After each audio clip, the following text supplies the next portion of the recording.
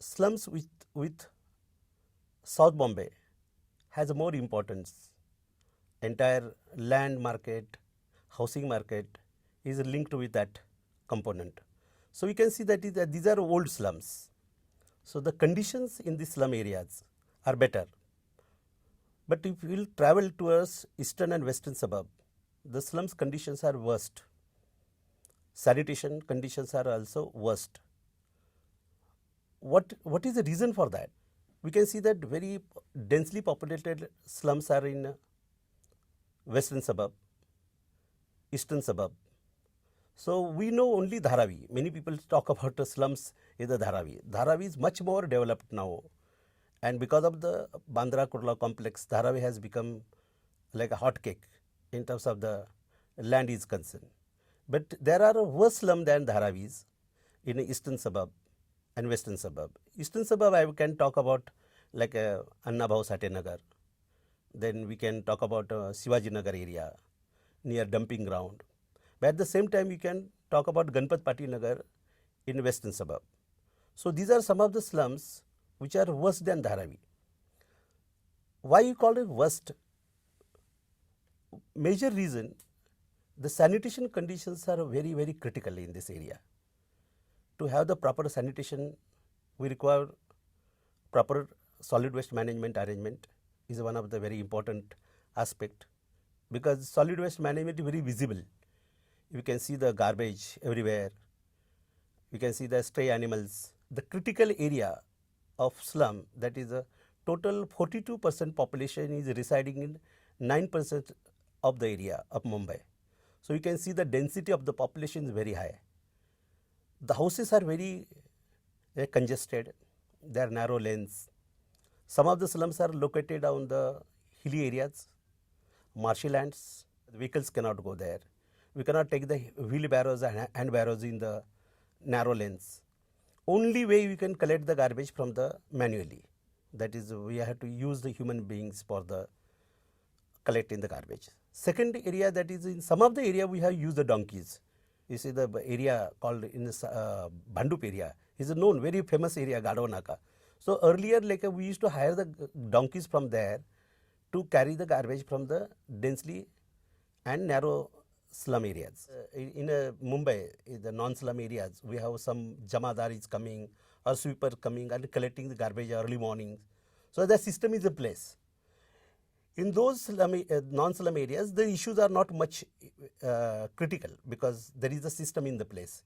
In a slum area, is popularly known as in the BMC language is a non-service area, because we are not compelled to provide these door-to-door services to these people, because in a non-slum area we do not provide the door-to-door services.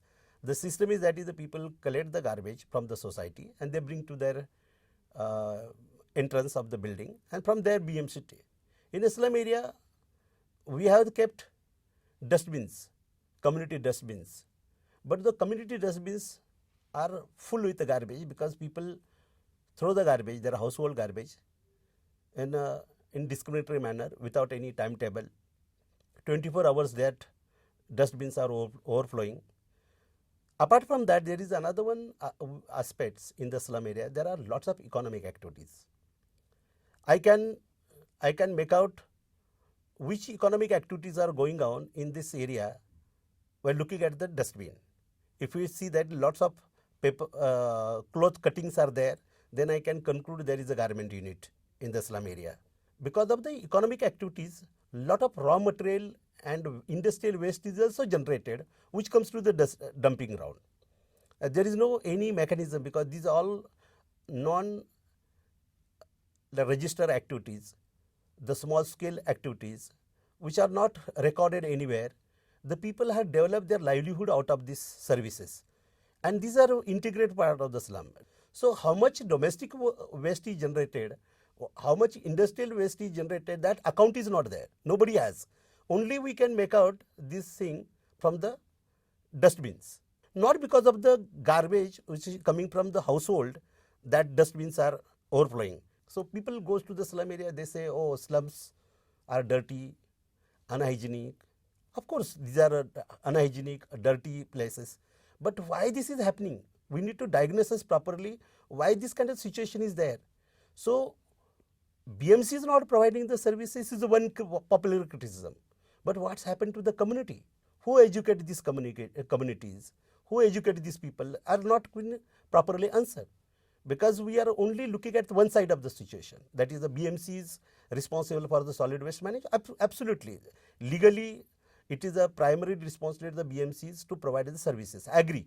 But at the same time, looking at the geographical issues, topographical issues, the cultural aspects, those all areas are very, very critical when you are looking at the solid waste management situation. We are coming to the another aspects apart from the solid waste management. Toilet. We have the children, vulnerable populations. Children, because they feel very, very scared of going to the community toilets because there are dogs. These toilets are horrible. There are no electricity for the toilets, no water for the toilets. Then children, generally the priority for the adult people because they have to go attend the work offices. So they get a priority. Adult people get the priority. The children are not been in a list of the consideration. So this is one thing. Second is physically challenged people. We can see that they are very unfriendly. These community toilets are very unfriendly for them. So just I can't imagine even person is old in our middle class. Like we require the western toilet for him because the person cannot get up. But in a slum area, if the senior citizens are there, how they manage? Physically challenged people, how they manage their sanitations requirement. Another very important aspect, that is the women. The women, for the dignity and for the privacy purpose, there needs to be very clean and good toilets for them. See, there is a shift, paradigm shift in the perception about services to be provided to slum areas. Earlier we thought that the slums are a very temporary phenomena. So we thought about eradication of the slums. We thought we'll eradicate the slums. So the perception was that why to provide them permanent solution for the slum areas. So all our services are a temporary. We started giving the like a common tap. We started giving the community toilet. From the eradication of the slums, we came to development of the slums. So we started providing the some site and services program. Then we started talking about giving the services to them in the slum areas with a partnership, like they should participate. So site and services another one measure. Then now we are coming to the phase of redevelopment of the slums. So we have the slum dwellers, some schemes related with the Rajiv Gandhi Awas Yojana. Then we have the slum rehabilitation authorities. So all related with housing. Slums can be understood from the two perspectives. One is like an infrastructure point of view, basic minimum infrastructure which required for the human survival. Another one thing is the social housing. The many people say that is social housing is a last and best solution. Agree, no problem. We need to, everybody needs to get decent house. But when you look at our slum policies, we are left to the market.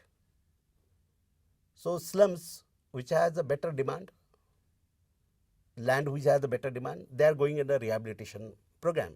But eastern suburb, western suburb where the slums are in very interior areas or distant suburb areas, those slums doesn't have the demand. So the rehabilitation of those slums will take some time. Till that time, we require to give them solution. Some sort of, we need to offer the solution in the areas of the basic minimum infrastructure. And what is that basic minimum infrastructure? So we require toilet facilities. So either it is in individual toilets or community toilets. So what is a community toilet? Many people do not understand what is a community toilet.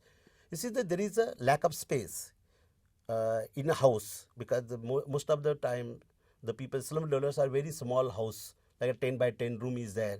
In that room, it is not possible to construct the individual toilets.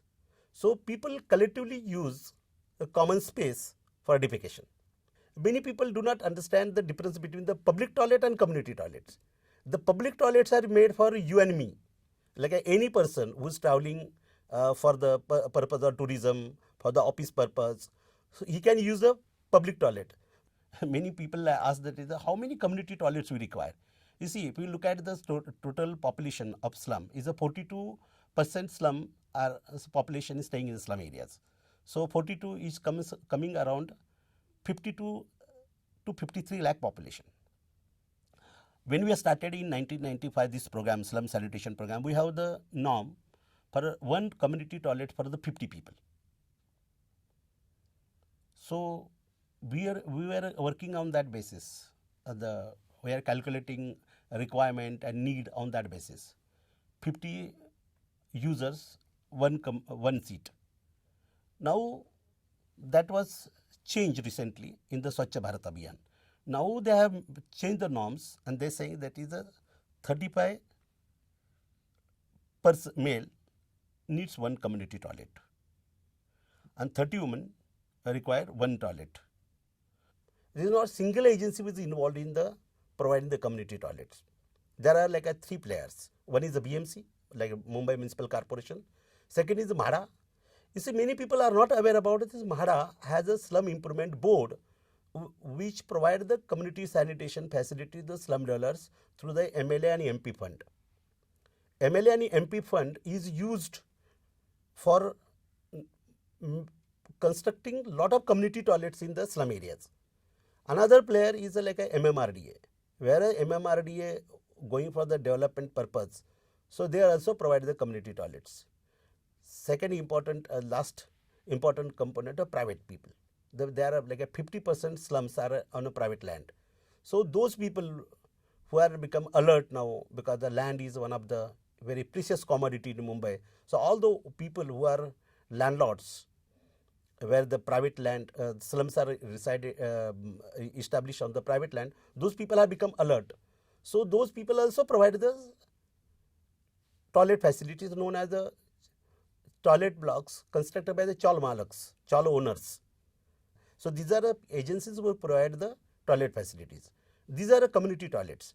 It can sometimes there are shared toilets like a 10 or 15 people families who share the toilet.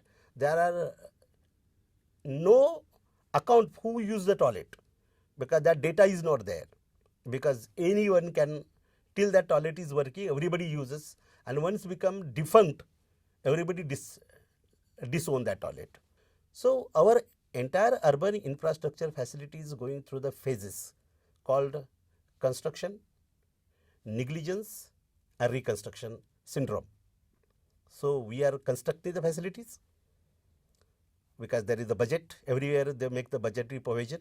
So we construct the infrastructure, then people inclined to neglect it, administration neglect that, and once they neglected it get deteriorated, again we go for the reconstruction, new tender. So this vicious circle is going on. Community toilets are no exception for that. My point is that these community toilets are neglected by the both communities as well as the administration. And because of negligence, they get deteriorated, and what we call lack of operation and maintenance to these community toilets. So many people say that is the community toilets are not solution. I agree. And when there is no proper mechanism for operation and maintenance, absolutely there is no, like community toilets are not solution. If there is no mechanism for the operation and maintenance, then it cannot be solution. Who's supposed to operate and maintain the toilets? Anybody say that is like we should get the free of services. BMC should operate and maintenance of the community toilets. Now the BMC staff which engage in operation and maintenance of the toilet, so there are halal courts, the scavengers. As per the new policy of the government, scavenging is banned. Who's supposed to clean your dirt and filth? We want the communities, certain caste group, to clean your filth and dirt. Who's supposed to clean it? You see, the entire issue is related with operation and maintenance. who's supposed to clean your dirt and filth in a slum area. We called that unless the community becomes self-reliant, so if we want to have the better solution for the sanitation, we must provide solutions in a consultation with the community. One is, if possible, topographically, technically possible, we must provide the individual toilets. I am in a support of the individual toilets. There is no, but is there any scientific data? Is there a feasibility report available? I have not come across with any feasibility report in the government setup or non-government setup, that is an NGO setup, who has studied the entire area and said this is the area where the community toilets are, individual toilets are feasible. In many slum areas, people are unauthorizedly, they are constructed individual toilets, but the raw excreta is flowing from the nalas, open gutters, and which is more harmful. It may be suitable for that particular individual person, but in slum area, it is a very unhygienic and very risky for the public health point of view. Each slum should be studied properly. We need to have the proper planning, and then we should provide the individual toilets. That is my loud thinking on this subject. Many people say we require the free of services. We want a free urinals, we want a free toilets. I don't have the objection, but who is going to clean? From the social point of view, who is going to clean this toilet? Who is going to take up as a career as a scavenger? Is a career for the people, for the community? We are offering as a career to the job opportunities in the BMC. Okay, it is a solution. Doesn't matter then. Unless the slum dwellers are not integrated part of the solution, we cannot offer any solution because they need to be treated as the partners in the process. Slum dwellers cannot be beneficiaries.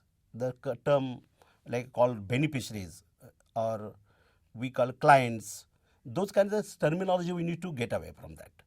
So they are really partners in the entire process. So we need to treat them as a at the equal footing as a partners. So that's why when we are talking about the community toilets, we are talking about the planning, designing, construction and maintenance as an integrated part of the community sanitation. Community sanitation cannot be supply driven approach at all. Look at the solutions. What solutions? Who are offered the solution to these slum areas? The planners. Who are these planners? Mumbai is basically driven by the engineers. Engineers actually float the tenders. They design the tenders. So when they are looking at the demand of the community infrastructure, really they are sensitized about need of the community. Are they really educated on the attitude of the service provider? Our tenders are designed in such manner to integrate civil work and community work together. What is called, we are practice a composite bid. We call it a composite bid because there is no single entity like a civil contractor will do the civil work, NGO will do the community mobilization, and CBO will be promoted for the community toilets. That is our sort of solution to the community toilets.